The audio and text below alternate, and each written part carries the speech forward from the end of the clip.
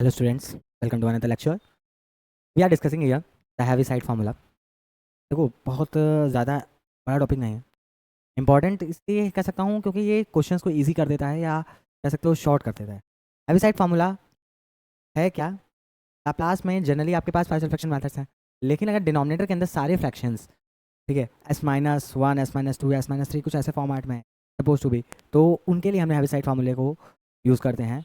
ये उन क्वेश्चंस को बहुत ईजी कर देता है। चलिए एक काम करते हैं, देखते हैं क्या है हमारा Heaviside formula. Suppose to be एक फंक्शन है P S upon S minus A one S minus A two S minus A three S minus A one, ठीक है।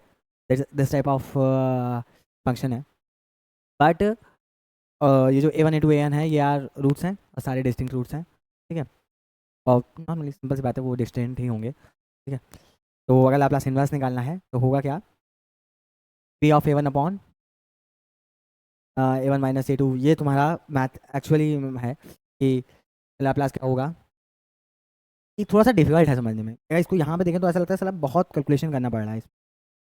हम इसको एक और तरीके से भी देख सकते हैं कि अगर हेविसाइड फार्मूला कुछ ऐसा समझ लो कि हमें एक क्वेश्चन दिया गया है F S upon G S का फॉर्मेट, क्वेश्चन दिया गया है F S upon G S का फॉर्मेट, ठीक है। तो इसको अगर हमें लाप्लास इन्वर्स इसका निकालना है, कंडीशन ये है जो डिग्री ऑफ एफ एस होगा वो ऑलवेज लेस देन होगा डिग्री ऑफ जी एस के, है ना। डिग्री ऑफ एफ एस हमेशा किसके लेस देन होगा, डिग्री ऑफ जी एस के, जो कि नॉर्मली होता है न्यूमरेटर का डिग्री डिनोमिनेटर से कम है, तभी हम पार्शियल फ्रैक्शन भी यूज़ कर सकते हैं। तो अगर है तो हमें करना क्या है, एफ ऑफ एल्फा वन जो फंक्शन है उसमें अल्फा वन रखना है और नीचे आएगा differentiation alpha one alpha two alpha three values use करनी है। अल्फा वन अल्फा टू क्या है, ये रूट्स हैं जो कि डिनोमिनेटर को सॉल्व करने पे मिलेंगे, roots of G S, roots of G S, ठीक है। आई थिंक समझ में आया होगा। ये इस ईजियर है, वैसे है ये भी आसान है अगर इसको याद कर सको, ठीक है। ये अगर भला याद हो जाए या समझ में आ जाए तो आसान है, लेकिन मुझे लगता है कि इसको समझने से बेटर है ये option, F of alpha one upon G dash of alpha one, है क्या जैसे क्वेश्चन है। वैसे तो बहुत तगड़ा क्वेश्चन है। यहाँ पे अगर देखा जाए तो एफ एस कितना होगा तुम्हारा, which is 2s² plus 5s-4, और जी एस क्या है तुम्हारा, जी एस है तुम्हारा s³ plus s² minus 2s, है ना। अगर जी एस को लिखना चाहें तो हम ये भी लिख सकते हैं, एस कॉमन ले लेंगे तो हमारे पास क्या बचेगा, s² plus s plus minus two factor हो सकते हैं वो, है ना।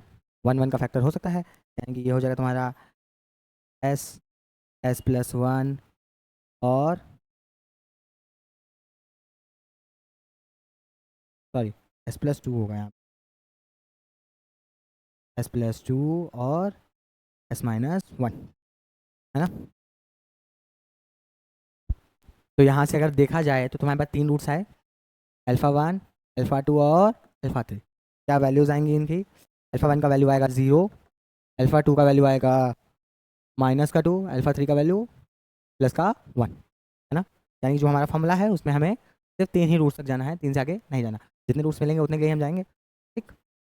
बस और अगर जीएस का डिफरेंशिएशन अगर देखा जाए, इसका differentiation D dash of S, तो what we get, s² 3s² plus 2s minus 2, ना।